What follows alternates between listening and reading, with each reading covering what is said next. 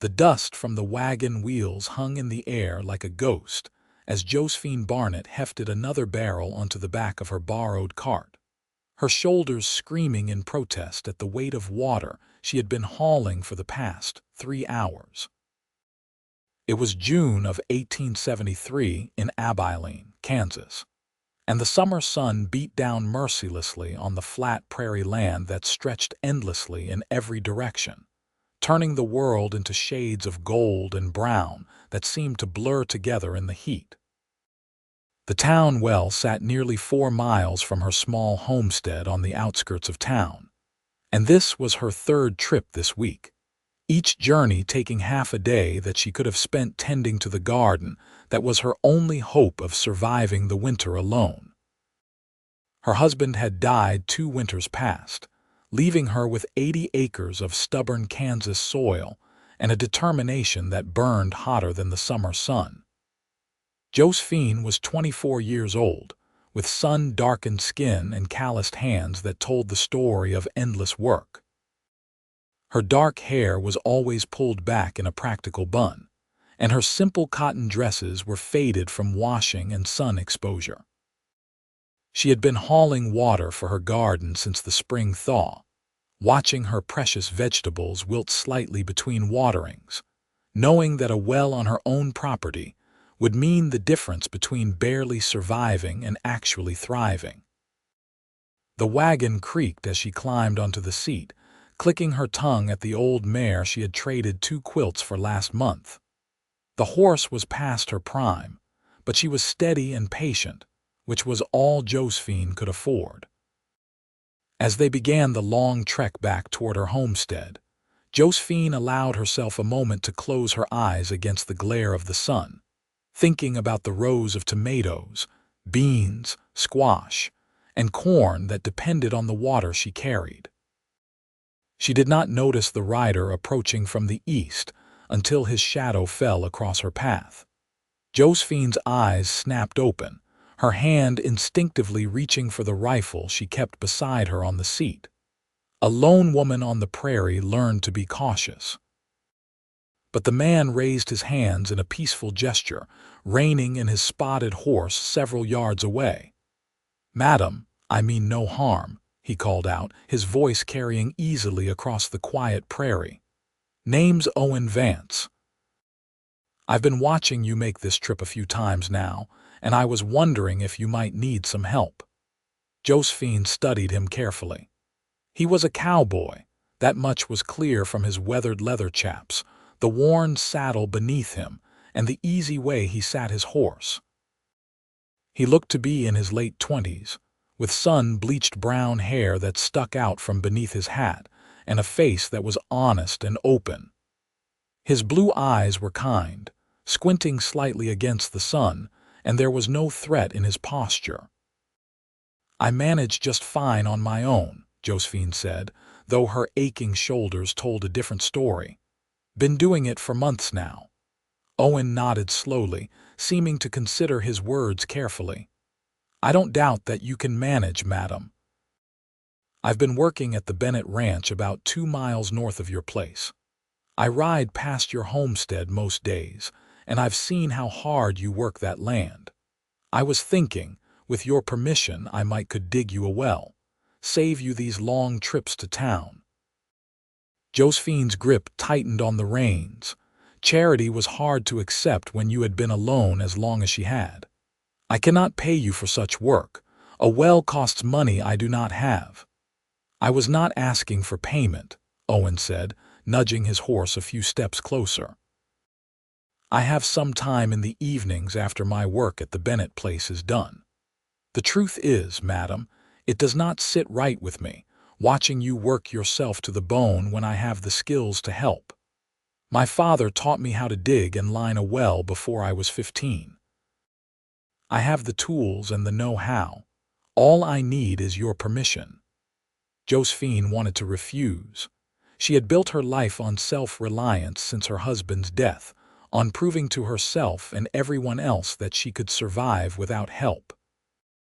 But the practical part of her mind, the part that calculated every hour of daylight and every drop of water, knew that a well would change everything. She could expand her garden, maybe even think about keeping a few chickens or a milk cow.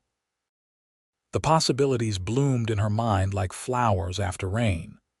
"Why would you do this for a stranger?" she asked, searching his face for any hint of ulterior motive.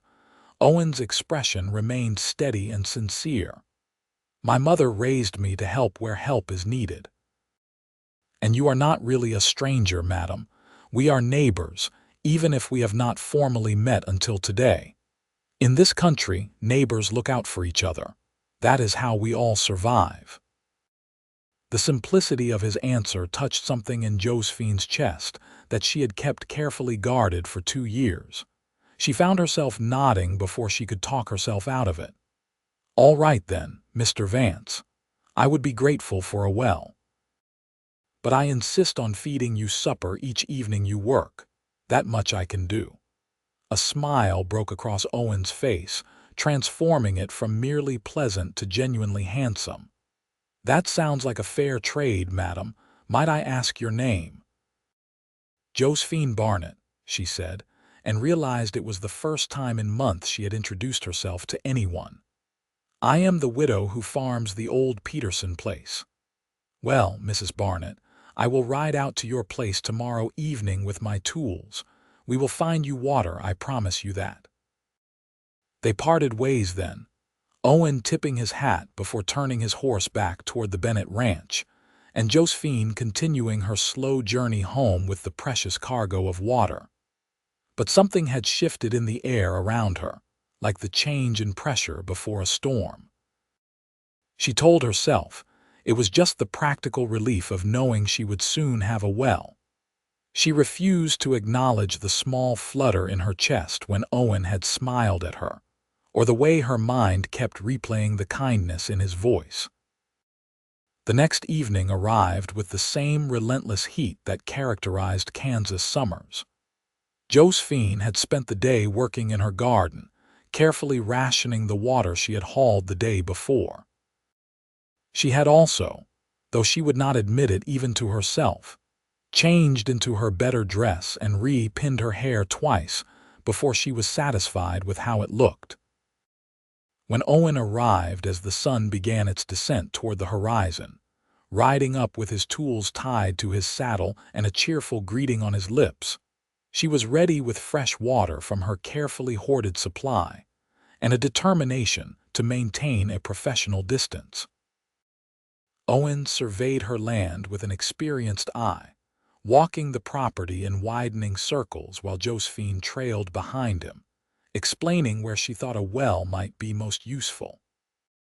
He finally stopped about 30 yards from her small house, near enough to be convenient but far enough that any overflow would not threaten her foundation. "This feels right," he said, crouching down and running his hand over the prairie grass.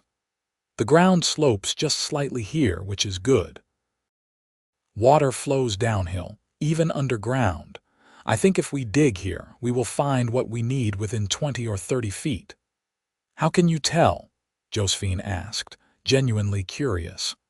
Owen stood and pointed to a cluster of cottonwood trees about a quarter-mile to the west. "See how those trees grow thick over there? Trees like that need water, more than what falls from the sky in these parts. That tells me there is water flowing underground in that direction. And look at your land here, how the grass grows a bit greener in this area compared to over there where it is more sparse. The plants know where the water is. We just have to listen to what they are telling us." Josephine looked at her land with new eyes, seeing the subtle signs she had never noticed before. "My husband never thought about such things. He just planted where he cleared the earth and hoped for the best. Every man has his own skills," Owen said diplomatically. "I am sure he had knowledge I lack." Josephine almost laughed at that.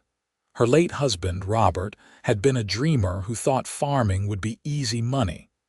He had known nothing about the land and had learned little before pneumonia took him during a particularly harsh winter. But she did not correct Owen. Speaking ill of the dead served no purpose. Owen began to dig as the evening light turned gold around them. Josephine watched for a few minutes, then returned to her garden to finish her own work, though she found her attention drawn again and again to the steady rhythm of his shovel breaking earth. By the time full darkness fell and she called him in for supper, he had already made impressive progress, the beginnings of a well taking shape in the Kansas soil. Inside her small house, Josephine had set out a simple meal of beans, cornbread, and preserved vegetables from last year's garden. It was not fancy, but it was filling and made with care. Owen removed his hat as he entered, his hair damp with sweat, and thanked her with genuine appreciation that made her feel like she had served him a feast. "This is delicious, Mrs. Barnett," he said after his first bite. "You are a fine cook." "It is simple food," Josephine replied, taking her own seat across the small table from him. "Nothing special. Simple food made well is better than fancy food made poorly," Owen said. "My mother used to say that. Your parents, are they still living?" Josephine asked, then worried she had been too forward, but Owen did not seem to mind the question. "My mother passed when I was 19. Fever took her quick. My father is still alive, living in Missouri with my younger sister and her family. He is too old for ranch work now, but he helps with my sister's children and seems content enough." "And you came to Kansas to work cattle?" Owen nodded, accepting a second piece of cornbread when she offered it. "I have been working ranches since I was 15. Moved around quite a bit, learning from different outfits. The Bennett Ranch is a good operation, fair pay and decent men to work with. I have been thinking it might be time to settle in one place instead of drifting." "Abilene is growing," Josephine said. "More people coming in on the railroad every month. The town is not what it was even 2 years ago." "Is that a good thing or a bad thing in your view?" Owen asked, his blue eyes curious. Josephine considered the question carefully. "Both, I suppose. More people means more opportunity, more business, but it also means things change and not always for the better. When I first came here with Robert, Abilene was smaller, quieter. Everyone knew everyone. Now there are strangers on every corner. Yet you stayed, even after your husband passed. You could have gone back east, I imagine."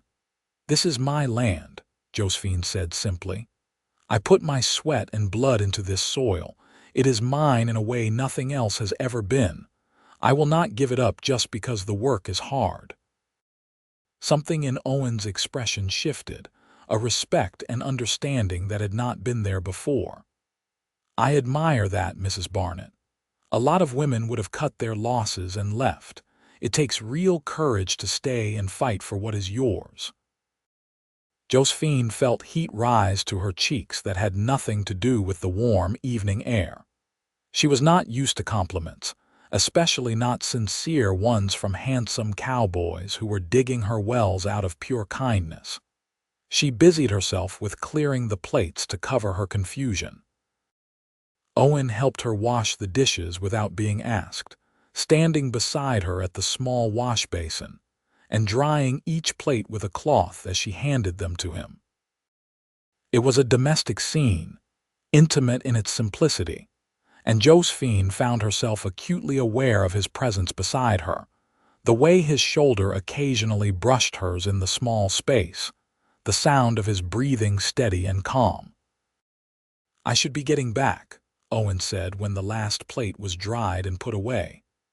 "Dawn comes early at the ranch, but I will return tomorrow evening and dig some more. We will have you water in no time." "Thank you, Mr. Vance," Josephine said, walking him to the door. "I truly am grateful for your help." "Owen," he said, turning to face her in the doorway. "You can call me Owen if you like. Mr. Vance makes me feel like my father." "Owen then," Josephine agreed. "And you may call me Josephine if that suits you." His smile was soft in the lamplight spilling from her house. "Josephine, that is a beautiful name, suits you well. I will see you tomorrow evening, Josephine. She watched him ride away into the darkness, his form silhouetted against the star-filled sky until he disappeared over a small rise.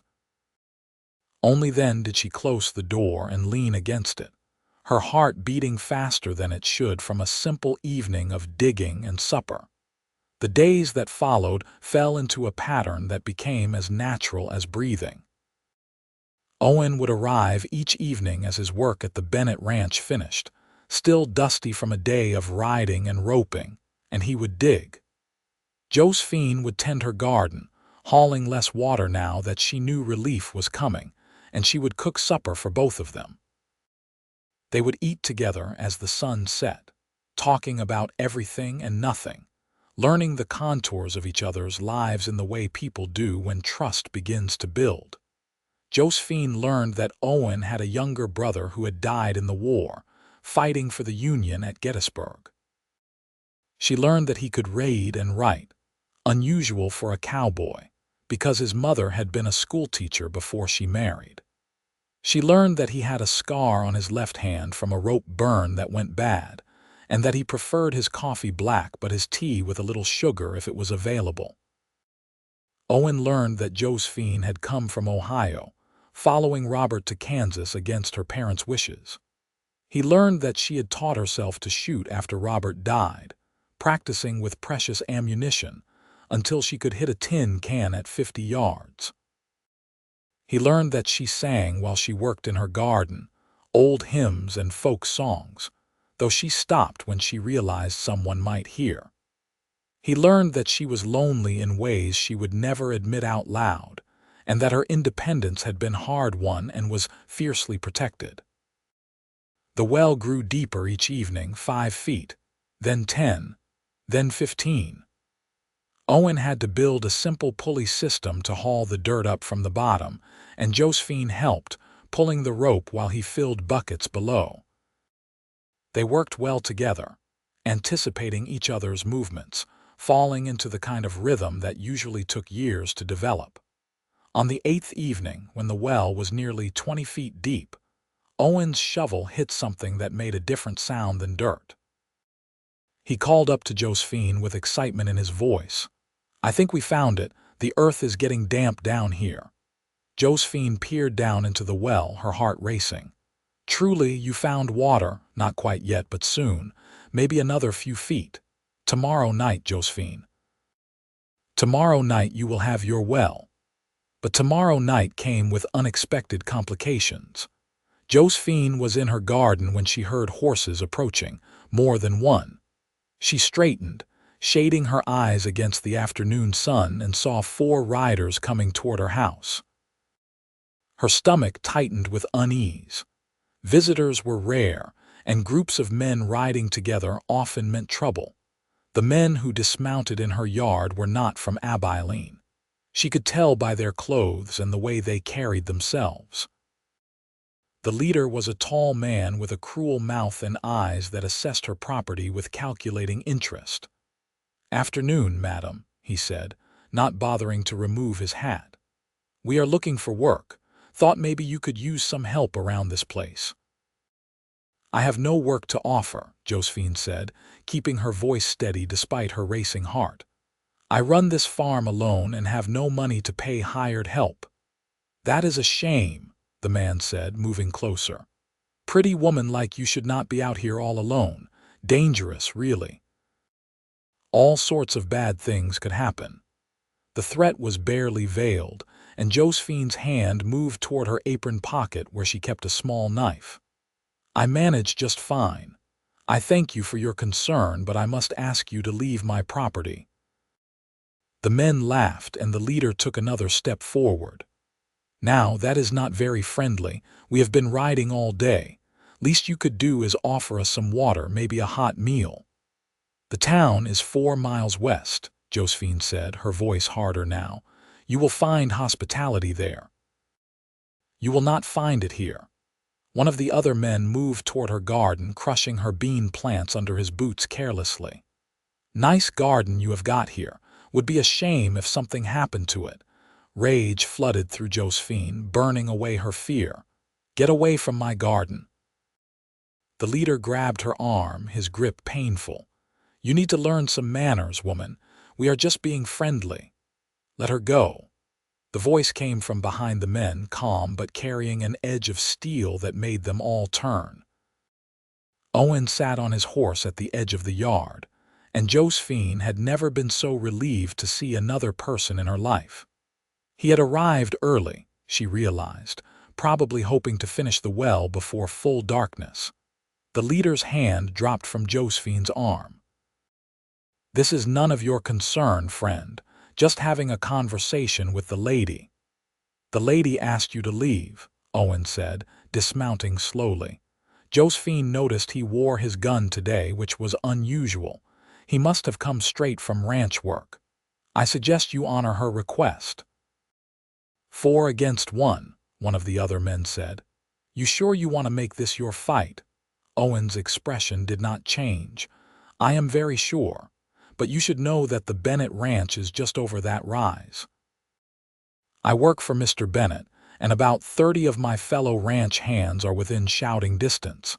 They tend to take a dim view of men who harass women, so you can leave now peacefully, or you can stay and explain yourselves to them. Your choice." The tension in the air was thick enough to cut. Josephine held her breath, waiting. The leader stared at Owen for a long moment, then apparently decided that discretion was the better part of valor. "We were just leaving anyway. Place is not worth the trouble." The 4 men mounted their horses and rode off, but not without throwing threatening looks over their shoulders. Josephine stood frozen until they were out of sight, then found her legs would not hold her anymore. She sat down hard on the ground, shaking. Owen was beside her in an instant, kneeling in the dirt. "Are you hurt? Did he hurt you?" "No, I am fine," Josephine managed, though her voice shook. "Just frightened. Thank you for coming when you did. I do not know what they would have done if you had not arrived." "I should have been here sooner," Owen said, anger and guilt warring in his voice. "I should have realized that a woman alone would attract the attention of men like that." "You cannot be here all the time," Josephine said, though part of her wished he could be. "I knew the risks when I decided to stay after Robert died. I knew there would be danger." Owen helped her to her feet, his hands gentle on her arms. "You should not have to face such things alone. It is not right." They stood there for a moment, closer than they had ever been, and Josephine felt something shift between them. The pretense that this was just neighborly help, just simple kindness between strangers, fell away like autumn leaves. She saw in Owen's eyes that he cared for her, truly cared in a way that went beyond mere concern for a neighbor. And she felt her own heart respond, opening like a flower that had been closed against the frost. "Come on," Owen said softly, breaking the moment before it could become too intense. "Let me finish that well. You will feel safer knowing you do not have to make those trips to town anymore." He worked with fierce determination as the sun set, and Josephine worked beside him without being asked. When his shovel finally broke through to the water table and cold, clear water began to seep into the bottom of the well, they both let out shouts of joy that echoed across the prairie. "We did it!" Josephine cried, laughing with pure delight. "Owen, we found water." He climbed out of the well, soaking wet and covered in mud, grinning like a boy. "You have your well, Josephine. No more hauling water from town." Without thinking, Josephine threw her arms around him, hugging him tight despite the mud and water. Owen stiffened in surprise for just a moment, then his arms came around her, holding her close. They stood like that as the stars began to appear overhead, 2 people who had been alone finding solace in each other's presence. "Thank you," Josephine whispered against his shoulder. "Thank you for everything." "You are welcome," Owen replied, his voice rough with emotion. Then, pulling back slightly to look at her face, he added, "Josephine, I need to tell you something." "What is it?" "I did not come here just to dig you a well." "I mean, I did, but that is not the only reason I kept coming back." He took a breath, his hand still resting on her waist. "I have been watching you since the first time I rode past your place and saw you working in that garden. I have been in awe of your strength, your determination. And somewhere along the way these past weeks, I fell in love with you. I know it is too soon, and I know you are still mourning your husband, but I could not let another day pass without telling you the truth." Josephine's breath caught in her throat. She should pull away, should tell him it was indeed too soon, that she was not ready, but her heart had other ideas. "Robert has been gone for 2 years," she heard herself say. "I stopped mourning him after the first 6 months, if I am being honest. Ours was not a love match. It was a practical arrangement that brought me west. I cared for him, but I did not love him, not the way a wife should love a husband. And now," Owen asked quietly, "now I find myself thinking about you when I should be thinking about my garden. I find myself listening for your horse every evening. I find myself caring what you think, how you see me." Josephine met his eyes directly. "I am falling in love with you too, Owen Vance. Maybe I have been since the first day you offered to dig this well." Owen's smile was like sunrise. "Then I have one more thing to ask you. Let me court you properly, Josephine. Let me take you to church socials and town dances. Let me bring you flowers and walk with you in the evenings. Let me show you what it feels like to be cherished by a man who truly loves you." "Yes," Josephine said simply. "Yes to all of it." He kissed her then, gentle and sweet, with the prairie wind blowing around them and the stars bearing witness overhead. It was Josephine's first real kiss, the first one born of genuine feeling rather than obligation, and it felt like coming home to a place she had never been. The next morning, Owen arrived earlier than usual, before the sun had fully risen. Josephine was already awake, feeding her chickens and checking her garden when she saw him riding up with something in his arms. "I brought you something," he called out, dismounting with a grin. In his arms were several small plants, tomato seedlings by the look of them. "I was thinking, now that you have water, you could expand that garden. These are from the Bennett Ranch garden. Mrs. Bennett grows more than she needs, and she was happy to share when I told her about a hard-working neighbor woman." Josephine took the plants carefully, touched by the thoughtfulness of the gesture.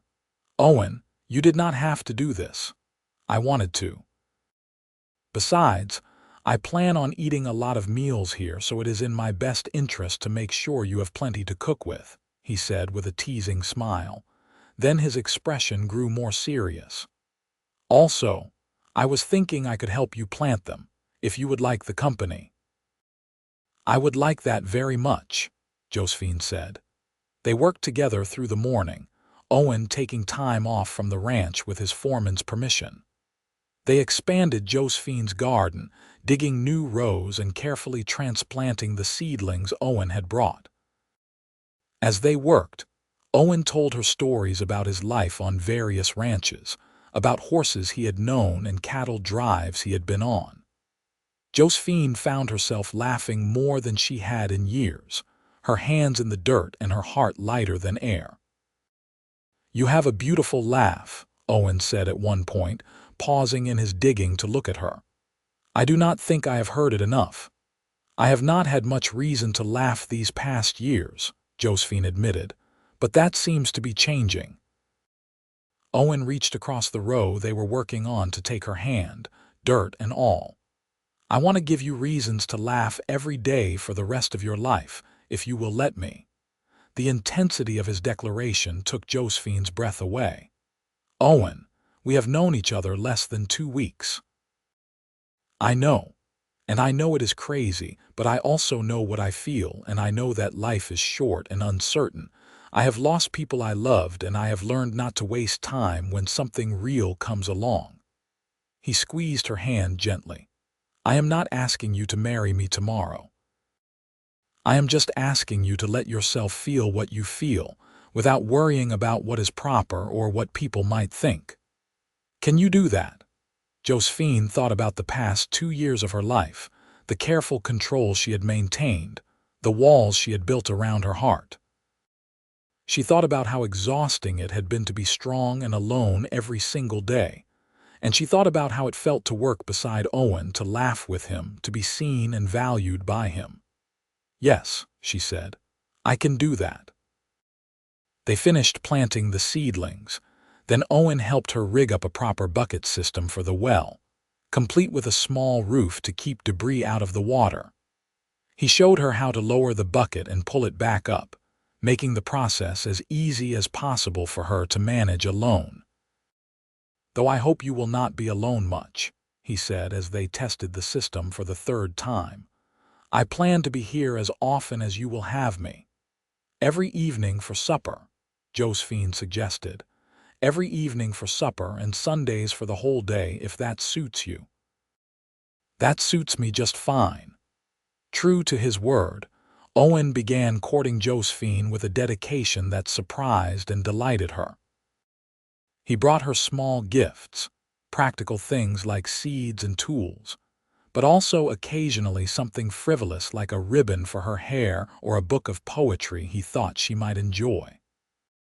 He took her to church on Sundays, and the whole town of Abilene buzzed with the news that the widow Barnett had found herself a beau. Some of the talk was kind, people happy to see Josephine finding companionship, but some was less charitable. There were whispers about the speed of their courtship, questions about whether it was proper for a widow to move on so quickly. Josephine heard the gossip when she went to town for supplies, saw the judgment in some women's eyes. She tried not to let it bother her, but one Sunday after church, when Mrs. Henderson made a pointed comment about proper mourning periods within Josephine's hearing, she felt her temper flare. Mrs. Henderson, Josephine said, turning to face the older woman directly. My husband has been dead for 2 years. I mourned him appropriately. What I do now is my own business, and I would appreciate it if you would keep your opinions to yourself. Mrs. Henderson's face turned red with indignation, but before she could respond, Owen appeared at Josephine's side, offering his arm.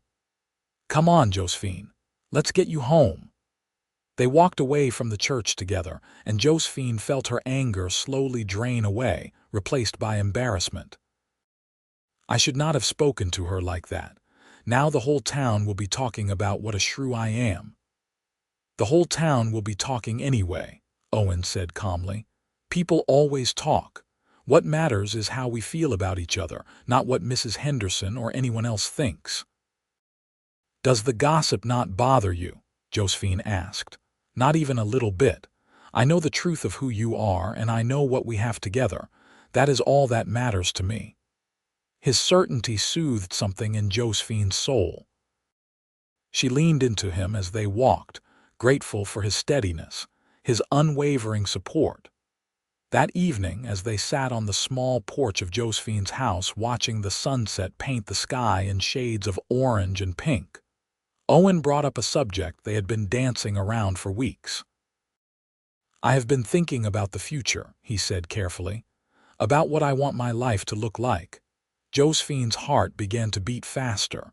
And what do you want it to look like? I want land of my own. Not much, maybe 40 or 60 acres. Enough to run some cattle, have a good garden, build a proper house. I have been saving my wages for years now. I have enough to make a start, to buy some land and stock. That sounds like a good plan, Josephine said, though her stomach was sinking. Was he telling her he was leaving? Moving on to start his life somewhere else? Owen turned to face her fully. The thing is, I do not want to do it alone. I want to build that life with someone, with you specifically if you will have me. Owen, are you asking? I am asking you to marry me, Josephine. I know it has only been 2 months since we met, and I know people will talk even more than they already are. But I do not care about any of that. I love you. I want to wake up next to you every morning and fall asleep beside you every night. I want to work this land with you, Expand your garden into something amazing. Maybe add some cattle and horses. I want to build you a bigger house, one with a real kitchen and a bedroom with windows that let in the morning sun. I want to give you children if you want them, and grow old with you. So what do you say? Will you marry me? Josephine felt tears streaming down her face, but they were tears of joy. Yes, she said, her voice breaking.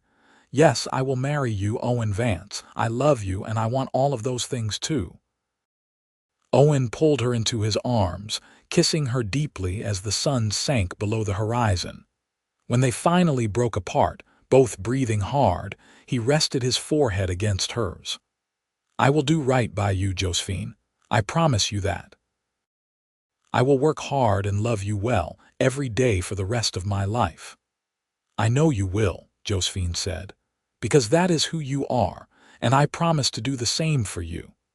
They were married 3 weeks later, on a Sunday morning in early September, in the small church in Abilene.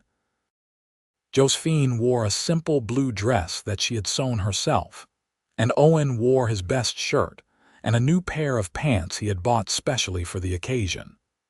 The church was full of people, mostly ranch hands from the Bennett spread, and a few townspeople who had come to genuinely wish them well. Mr. Bennett himself stood up as Owen's witness, and the blacksmith's wife stood for Josephine. The ceremony was short and sweet, and when the preacher pronounced them man and wife, Owen kissed Josephine with such tenderness that several women in the congregation sighed audibly. The Bennetts hosted a small reception at their ranch, a generous gesture that touched both Owen and Josephine deeply. There was food and music, and for the first time in years, Josephine danced, whirling in Owen's arms while a fiddle player sought out cheerful tunes. Are you happy? Owen asked her as they danced, his hand warm on her waist. Happier than I ever thought I could be, Josephine answered honestly.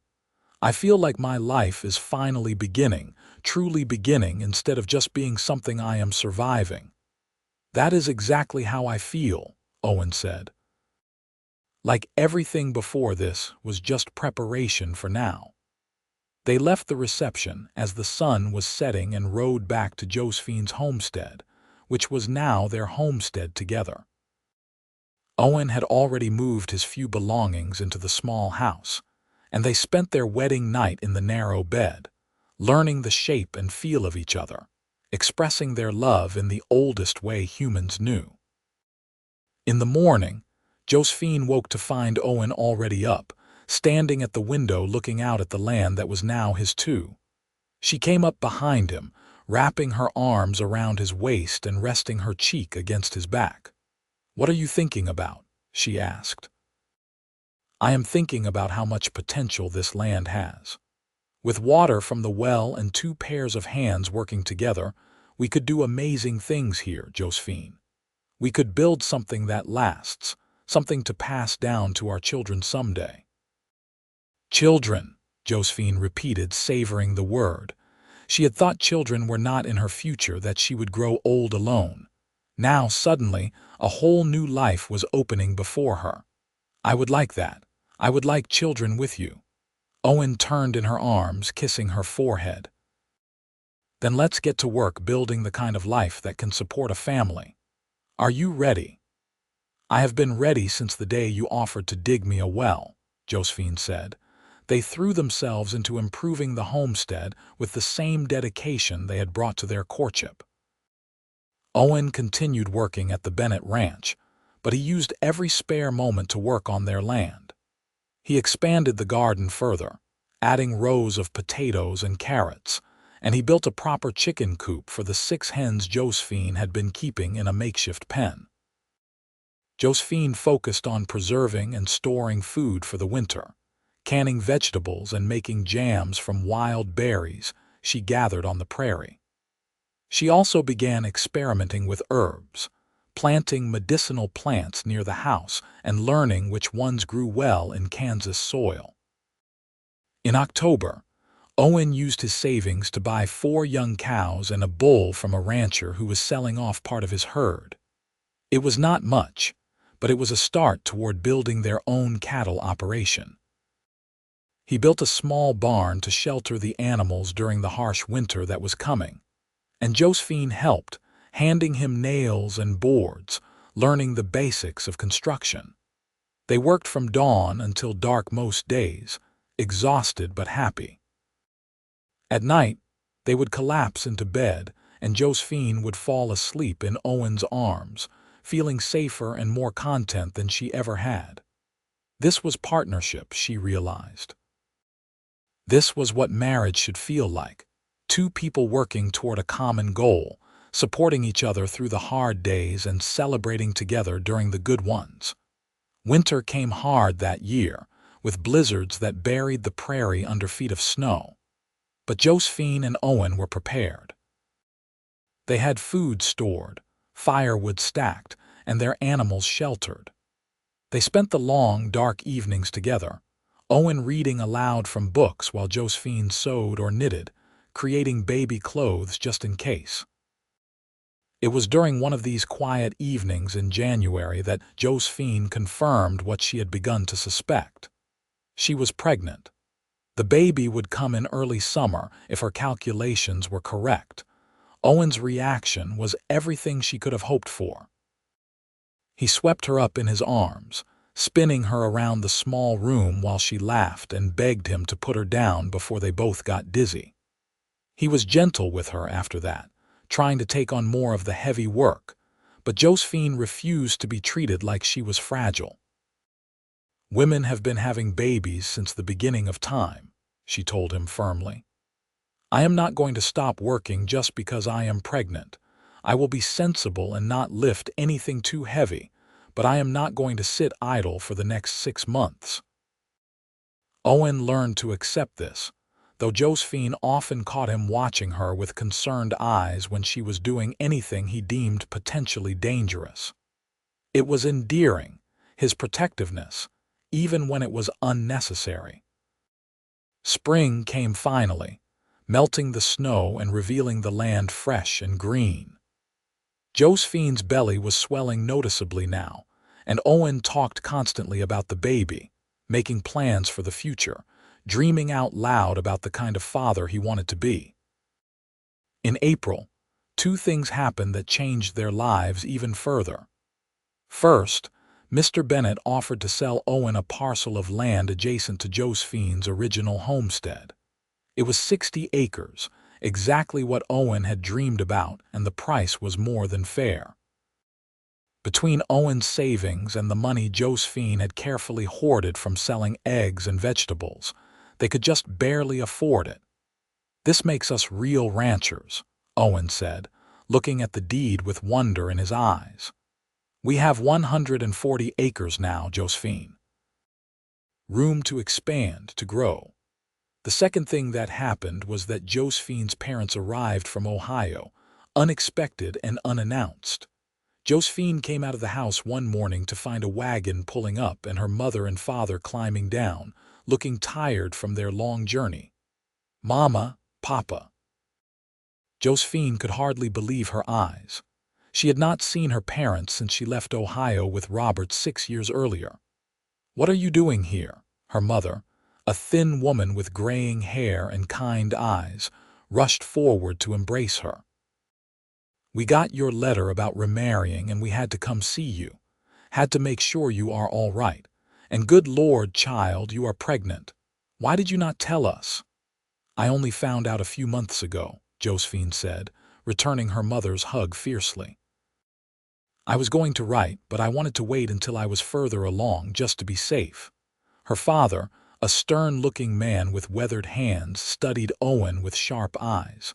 "So you are the cowboy who married my daughter?" Owen straightened, meeting her father's gaze directly. "Yes, sir, I am." "Owen Vance. It is an honor to meet you both."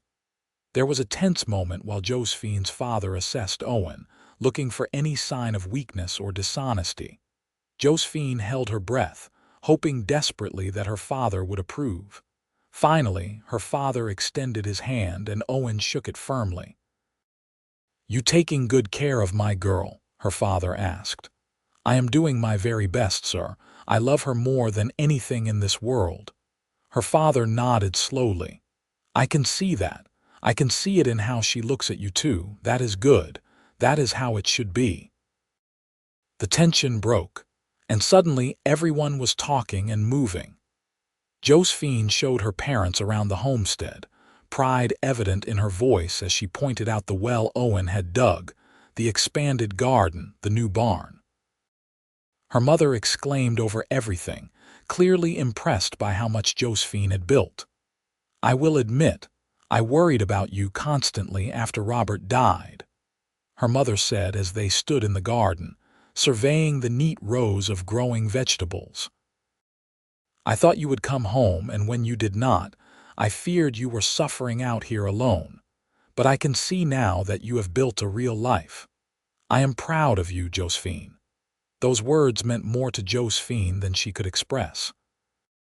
She had left Ohio against her parents' wishes, and she had always carried a small kernel of guilt about that. Hearing her mother's approval now, seeing the respect in her father's eyes when he looked at Owen, healed something in her heart she had not realized was broken. Josephine's parents stayed for 2 weeks, helping prepare for the baby's arrival. Her mother sewed clothes and blankets while her father helped Owen start building an addition onto the small house, a second bedroom for the baby and any siblings that might follow. When they finally left, heading back to Ohio with promises to return for the birth if they could, Josephine cried, but they were good tears. Her mother's last words echoed in her mind as she watched their wagon disappear over the horizon. "You chose well this time, daughter. That man loves you truly. Hold on to that." In June, when the prairie was blooming with wildflowers and the heat was beginning to build, Josephine went into labor. Owen rode like the devil to fetch the midwife from town, a capable woman named Mrs. Jackson who had delivered half the babies in Abilene. The labor was long and difficult, lasting through the night and into the next day, but finally, just as the sun was setting, Josephine gave birth to a healthy baby boy. Owen was at her side through all of it, holding her hand, wiping her forehead with a cool cloth, whispering words of encouragement. When Mrs. Jackson placed their son in Josephine's arms, Owen wept openly, his hand gentle on the baby's downy head. "He is perfect," Owen whispered. "Josephine, he is absolutely perfect." "What should we name him?" Josephine asked, exhausted but elated. They had discussed names but never settled on one. Owen looked at his son with wonder. "I was thinking maybe James, after my brother who died in the war, if that is all right with you." "James Vance," Josephine said, testing the name. "I like it. Hello, James. Welcome to the world, little one." Being parents changed them in ways both expected and unexpected. The easy rhythms of their life together shifted to accommodate this tiny, demanding person who needed them constantly. Josephine was up at all hours nursing James, and Owen took on even more of the work around the homestead to give her time to rest and recover. But even exhausted, Josephine had never been happier. She would sit in the rocking chair Owen had made for her, James at her breast, and watch Owen work in the garden or with the cattle, and feel a contentment so deep it was almost painful. This was her family. This was her life, and it was better than anything she had ever imagined. James was 3 months old when Owen came home one evening with news. "Mr. Bennett is retiring," he said, watching Josephine's face carefully. "He is selling the ranch. He offered me the foreman position under the new owner, but the pay would be less than what I make now. I was thinking, maybe it is time I quit ranch work and focus entirely on our own operation. We have enough cattle now that I could sell some, buy more, build up the herd. It would be tight financially for a while, but I think we could make it work." Josephine considered this carefully. They had been doing well, but losing Owen's steady income from the ranch would be a risk. Still, she believed in their ability to build something sustainable on their own land. "I trust you," she said finally. "If you think we can do it, then let's do it. Let's build our own ranch, make our own way." Owen's smile was brilliant. "We can do it, Josephine. I know we can. We have done everything else we set our minds to. This is just the next step." So Owen quit the Bennett Ranch, thanking Mr. Bennett for years of fair treatment and good work. He threw himself into building their cattle operation, working from before dawn until after dark. Josephine helped where she could. James strapped to her back in a sling as she worked in the garden or collected eggs from the chickens. It was hard, perhaps the hardest year of their marriage. Money was tight, and there were times when Josephine worried they had made a mistake. But Owen never wavered in his determination, and his confidence bolstered her during the difficult moments. In the fall, Owen drove a dozen head of cattle to market in Abilene, selling them for a good price. He came home with money in his pocket and plans in his mind. "I want to buy more land," he told Josephine that evening. "The property to the south of us is for sale. Another 80 acres. With that, we would have enough grazing land to really expand the herd. We would be set, Josephine. We would have enough to support our family comfortably and have something substantial to pass down to James and any other children we might have." "Can we afford it?" Josephine asked practically. "Just barely. It would take all the money from the cattle sale and most of our savings. But I think it is worth the risk. Land is only going to get more expensive as more people move west." Josephine thought about the life they were building, about James sleeping peacefully in his cradle across the room, about the baby she suspected was already growing inside her again, though she had not told Owen yet. She thought about the future and what they could create together. "Buy the land," she said. "You are right. It is worth the risk." So they bought the 80 acres, and suddenly they were real ranchers with 220 acres and a growing herd of cattle. It was a good life, built on hard work and determination and love. Josephine had never been happier. The following spring brought their second child, a daughter they named Sarah. She had Owen's blue eyes and Josephine's dark hair, and she was the most beautiful thing Josephine had ever seen. James, now almost a year old and walking unsteadily, was fascinated by his baby sister, always wanting to touch her gently and bring her his toys. Owen was a devoted father to both children, patient and loving in ways that made Josephine fall in love with him all over again. She would watch him playing with James, teaching their son about the cattle and the land, or rocking Sarah to sleep while singing softly, and feel overwhelmed with gratitude for the life they had built together. "You ever think about how we met?" Owen asked her one evening as they sat on the porch of their expanded house, watching the sunset while the children slept inside. "How you were hauling water for your garden, and I offered to dig you a well. I think about it often," Josephine admitted. "I think about how tired I was that day, how my whole life felt like an endless series of difficult tasks. And then you appeared and offered to help, not expecting anything in return. You changed everything for me, Owen." "You changed everything for me too," Owen said, pulling her close. "Before I met you, I was just drifting, working one ranch after another, never putting down roots. You gave me a reason to stay in one place, to build something that lasts. You gave me a home, Josephine. Not just this land or this house, but a real home in my heart." "I love you," Josephine said simply. "I love the life we have built together. I love our children and our land and our future. I love all of it, but mostly I love you." "I love you too," Owen replied. "More than I can ever properly express. You are my heart, Josephine Vance." They sat in comfortable silence after that, watching the sky turn from gold to pink to purple. In the distance, cattle lowed softly, and inside the house, one of the children stirred and then settled back to sleep. It was a perfect moment, ordinary and yet extraordinary, the kind of moment that makes up a life. The years that followed were good ones, marked by the steady rhythms of ranch life. They added more cattle to their herd, and Owen became known in Abilene as a fair dealer with good stock.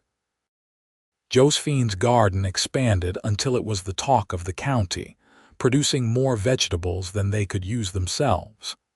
She began selling the surplus in town, adding another stream of income to their household. They had 2 more children, another boy they named Thomas, and a second daughter named Elizabeth. The house expanded again to accommodate their growing family, Owen adding rooms as they needed them.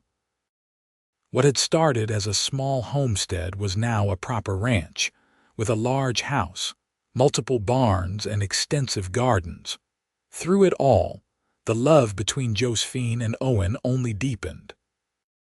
They had their disagreements, as any married couple does, but they always worked through them with honesty and respect. They supported each other through difficult times, celebrated together during the good times, and never took for granted the gift they had found in each other. James grew into a serious, responsible boy who loved working with the cattle alongside his father. Sarah was wild and creative, always building things or inventing games. Thomas was gentle and loved the garden, spending hours helping Josephine with the plants. Elizabeth, the baby, was cheerful and social, making friends with everyone she met. When James was 10 years old, he asked his father how he and Josephine had met. They were all sitting together after Sunday dinner, a family tradition, and Owen smiled at the question. "Well, son, your mother was the hardest working woman I had ever seen. She was hauling water miles from town for her garden, making that trip several times a week. I saw her one day and knew I had to help, so I offered to dig her a well." "And Mama let you?" Sarah asked, surprised. Their mother was famously independent and not inclined to accept charity. "Eventually," Josephine said with a laugh. "I was suspicious at first. I thought he must want something in return, but your father convinced me he was sincere, so I let him dig the well. Best decision I ever made. After I finished the well, I helped her plant more in her garden," Owen continued. "We worked side by side, and somewhere in all that digging and planting, we fell in love." "That is so romantic," Sarah sighed. She was at the age where she found everything either romantic or tragic, with no middle ground.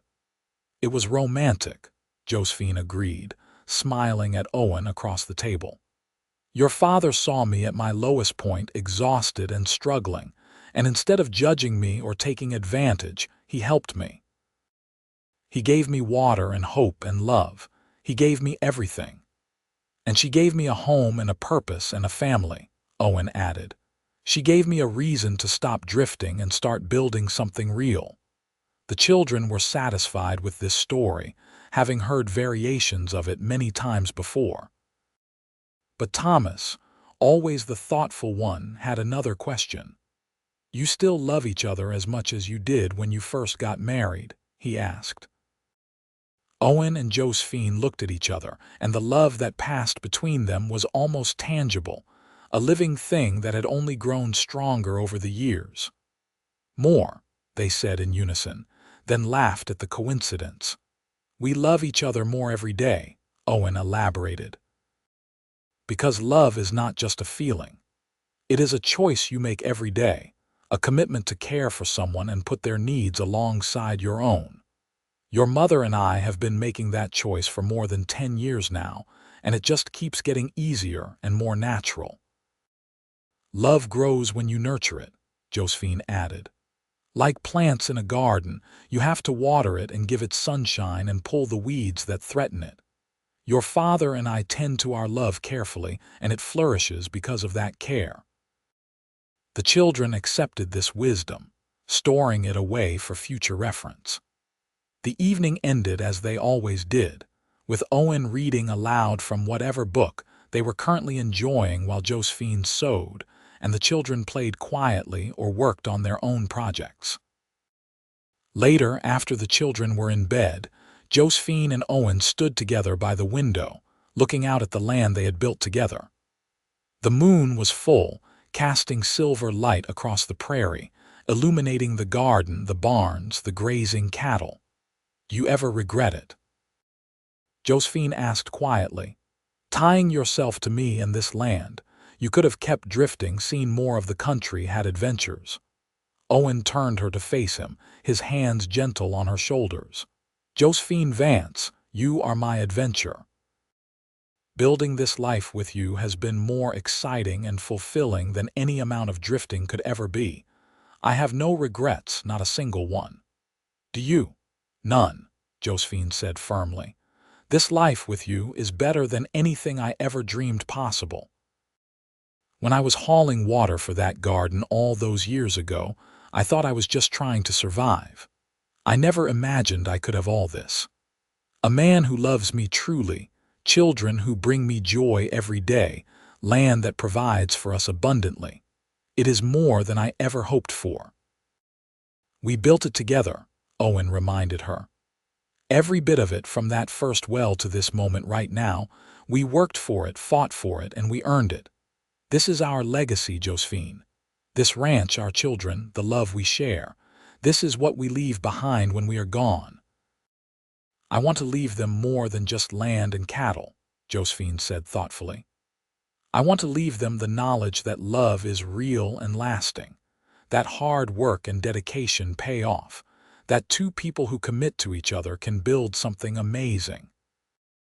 "Then that is what we will teach them," Owen promised. "By example every day for as long as we live." The years continued to pass in a blur of seasons and celebrations, challenges and triumphs. The children grew and the ranch prospered. When James was 16, he took on more responsibility with the cattle operation, showing a natural talent for ranching that made Owen proud. Sarah surprised everyone by becoming an excellent horsewoman, training and selling horses alongside the cattle. Thomas developed the garden into a commercial operation, selling produce and seeds throughout the county. Elizabeth, showing her mother's independent spirit, announced her intention to become a teacher, the first in their family to pursue formal education beyond the basic schooling available in Abilene. Through it all, Josephine and Owen remained the steady center of their family, their love the foundation on which everything else was built.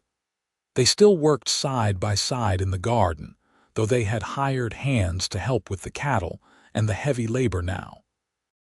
They still sat together on the porch in the evenings, watching the sunset and talking about their day. They still reached for each other in the night, their physical connection as strong as ever despite the silver threading through their hair and the lines etching their faces. When they had been married for 20 years, Owen planned a surprise for Josephine. He arranged for the children to spend a weekend with friends and neighbors, and then he took Josephine back to the spot where their well stood, the well that had started everything. "You remember?" he asked, gesturing to the well with its carefully maintained stone surround and wooden roof. "Of course I remember," Josephine said. "I will never forget the day you offered to dig this for me. It changed my entire life." Owen pulled something from his pocket, a small wooden box. "I wanted to give you this on our wedding day, but I could not afford it then. I have been saving for years, waiting for the right moment." Josephine opened the box to find a simple gold ring, delicate and beautiful. Her wedding ring had been a plain band, all Owen could afford at the time. This was different, special. "Owen, it is beautiful, but you did not need to do this." "I wanted to," Owen said, taking the ring from the box and sliding it onto her finger beside her wedding band. "I wanted you to have something that reflects how precious you are to me. You are gold, Josephine. Pure and valuable and irreplaceable." Tears streamed down Josephine's face as she looked at the ring, gleaming in the sunlight. "I love you so much. After 20 years, you can still surprise me." "I hope I can surprise you for 20 more years," Owen said, "and 20 more after that." I never want to stop finding new ways to show you how much I love you." They kissed there beside the well, two people no longer young but still deeply in love, their bodies fitting together in the way that comes from decades of intimacy and trust.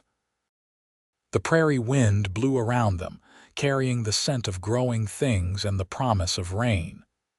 In the distance, cattle lowed and horses whinnied. It was the sound of the life they had built, and it was beautiful. Eventually, age began to slow them down. Owen's joints ached on cold mornings, and Josephine found she tired more easily than she used to. But they adapted, adjusting their workload and relying more on their children and hired help. James took over the day-to-day running of the cattle operation. Sarah managed the horse breeding program. Thomas expanded the garden even further. Elizabeth, after becoming a teacher, married a kind man from Abilene and built a house on a portion of the ranch land Owen and Josephine gifted her. Grandchildren began to arrive, noisy and energetic and endlessly entertaining. Josephine loved being a grandmother, loved watching Owen teach his grandsons about cattle and horses while she taught her granddaughters about gardens and preserving food. Though she also made sure to teach the grandsons about plants, and Owen taught the granddaughters about ranching. They believed strongly that all their grandchildren should have a wide range of skills. On their 30th wedding anniversary, the whole family gathered for a celebration. There were now 15 grandchildren, ranging in age from newborn to 12, and the house was full of noise and laughter and love. Josephine looked around at all these people, all this life that had come from her and Owen, and felt overwhelmed with emotion. Owen found her in the kitchen, taking a moment of quiet while the party raged on around them.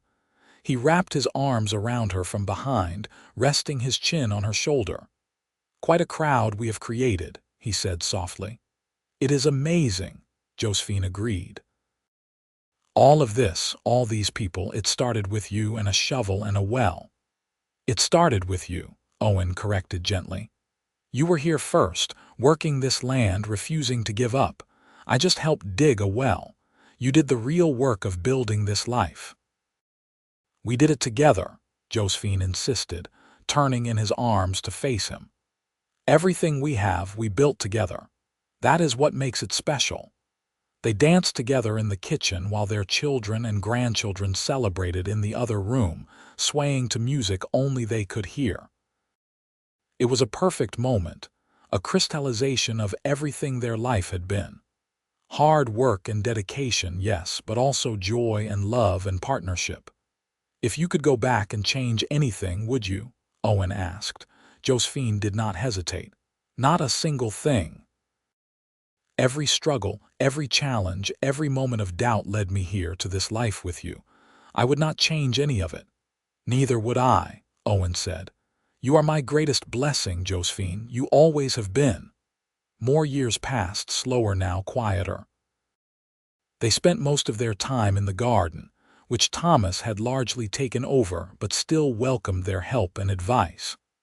They sat on the porch and watched their grandchildren play, passing down stories and wisdom. They attended church every Sunday and dinner with various children and grandchildren throughout the week. Their life had narrowed in scope, but deepened in meaning on a warm June evening when Josephine was 68 and Owen was 71. They sat together by the well as the sun set. It had become their favorite spot in their later years, this place where everything had begun. The well still provided water, still served the garden, still stood as a testament to the day a cowboy had offered help to a struggling woman. "I have been thinking," Owen said slowly, his hand wrapped around Josephine's, "about how blessed we have been. 4 children, all healthy and happy, 15 grandchildren with more on the way. This land, this life. It is more than I ever thought I deserved." "You deserve all of it and more," Josephine said firmly. "You are the best man I have ever known, Owen Vance. You have been a wonderful husband, an amazing father, and the best partner anyone could ask for." "I could say the same about you," Owen replied. "You have been my rock, my inspiration, my home. Every good thing in my life traces back to you." They sat in comfortable silence as the stars began to appear overhead, the same stars that had witnessed their first kiss so many years ago. The prairie stretched out around them, beautiful and vast and unchanging in its essential nature. Their ranch house glowed with lamplight in the gathering darkness, and somewhere inside, several of their grandchildren were staying the night, their laughter carrying on the evening breeze. "No regrets?" Josephine asked, a callback to a question she had asked many times over the years. "No regrets," Owen confirmed. "Only gratitude. For you, for this life, for every moment we have shared." "I love you," Josephine said, words she had spoken thousands of times but which never lost their meaning. "I love you too," Owen replied. "Today, tomorrow, and always." They sat there until full darkness fell. Two people who had found each other when they both needed it most, who had built a life together from dirt and water and determination and love. The well stood beside them, still solid after all these years, a reminder that the smallest act of kindness can change everything. Owen had dug Josephine a well and planted beside her, and from that simple beginning had grown something beautiful and lasting, something that would outlive them both in the children and grandchildren who carried their legacy forward. Their story was not extraordinary in any objective sense. It was a simple tale of two people who worked hard, loved each other, and built a good life. But to them, it was everything. It was the story of how Josephine hauled water for miles until a cowboy named Owen dug her a well and changed her life forever. It was a story of love found in unexpected places, of partnership and dedication, of building something that lasts. It was their story, and it was beautiful. Years later, when both Josephine and Owen had passed peacefully in their sleep within days of each other, their children gathered to remember them. They stood by the old well, now surrounded by a memorial garden that Thomas had planted, full of all the flowers and plants Josephine had loved. James, now the oldest and the head of the family, spoke first. "They showed us what real love looks like. Not just romance, though they had that, but partnership and commitment. They worked together for over 40 years, and they never stopped supporting each other." Sarah added, "Mama once told me that love was like a garden. You have to tend it every day, water it, pull the weeds, give it sunshine." She and Papa tended their love for their entire marriage, and it flourished because of that care. Thomas gestured to the well. "This is where it all started." Papa saw Mama struggling and offered help. That simple act of kindness changed both their lives. It is a reminder to all of us that we should always be willing to help others, because we never know what might grow from that seed of kindness. Elizabeth, the youngest, was crying openly. They loved each other so much. Even at the end, when they were both so frail, you could see it in how they looked at each other. They were each other's whole world. The grandchildren, now adults themselves with children of their own, added their own memories and tributes. Stories of Owen teaching them to ride or Josephine showing them how to coax life from stubborn earth. Memories of love and laughter, of wisdom shared and traditions passed down. As the sun set over the ranch that Josephine and Owen had built together, the family stood together in silence, united in their grief, but also in their gratitude. They were the living legacy of a love story that had started with a simple well and grown into something remarkable. They were proof that love, real love built on partnership and respect and daily choice, could last forever. The well still stood, still provided water, and would continue to do so for generations to come. It was more than just a source of water. It was a monument to the day Josephine stopped being alone and Owen stopped drifting. It was the physical manifestation of the moment when two lives intersected and became one. It was the beginning of everything. And in the garden that surrounded it, planted by hands that had worked together for decades, flowers bloomed in wild profusion, beautiful and lasting, a living symbol of the love that had grown from dirt and water, and one cowboy's simple offer to help a woman who was hauling water miles for her garden. Owen had dug her a well and planted beside her, and from that beginning had grown a love story for the ages, a testament to the power of kindness, partnership, and unwavering commitment. Their love had transformed not just their own lives, but the lives of everyone who came after them, rippling out through generations in waves of blessing. The ranch continued on, run by their children and grandchildren, thriving and growing just as Josephine and Owen had always dreamed it would. The garden expanded every year, the cattle herd remained strong, and the land was cared for with the same dedication and love that Josephine and Owen had shown it. Their legacy was not just in the land or the buildings, or even the family they had created. It was in the example they had set, the way they had loved each other and worked together and never given up, even when things were hard. On quiet evenings, when the wind blew across the prairie and the stars came out overhead, it was easy to imagine their spirits were still there, standing by the well they had built together, looking out over the land they had transformed through hard work and love. And perhaps they were. Perhaps love like theirs never truly dies, but lives on in the land and the people, and the stories passed down through generations. The well stood as a reminder that the smallest acts of kindness can change everything, that love grows when tended carefully, and that two people committed to each other can build something that lasts long after they are gone. It was a simple well in the Kansas prairie, but it was also so much more. It was the beginning of everything, the foundation of a love story that would be told and retold for generations to come. And so the story ends where it began, with a well and a garden and a love that transformed everything it touched.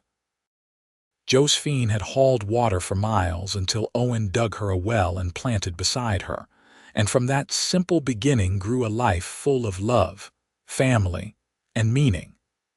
They had built something beautiful together, something that would endure long after they were gone. And that, in the end, was all anyone could hope for: to love and be loved, to build something meaningful, and to leave the world a little better than you found it. Their love story was complete, fulfilled in every way that mattered.